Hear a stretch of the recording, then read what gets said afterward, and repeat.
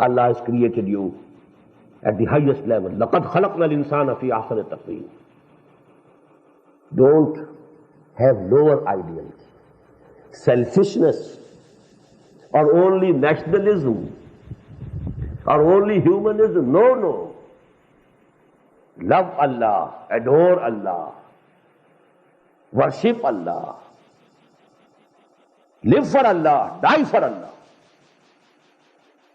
Be ready to sacrifice everything for Allah.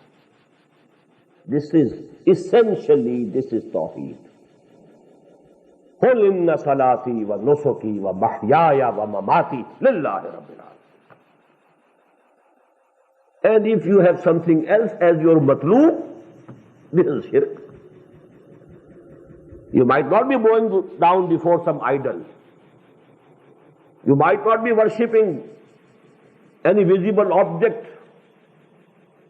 But if matloob, if wealth is your matloob, you are worshipping wealth. I quoted you the hadith, Ta'is abdud dinar wa abdud dirham. Woe to the person who is worshipping dinar and dirham. Nobody has ever worshipped in that sense.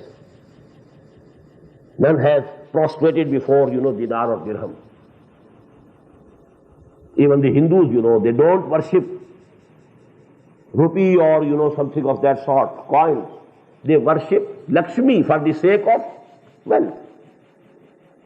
But if you are worshipping the wealth directly, what's the difference between any person who is worshipping Lakshmi for the sake of wealth and you are worshipping wealth in itself? And what is the worship of wealth? When wealth becomes more dear to you than Allah subhanahu wa ta'ala. This is the shirk.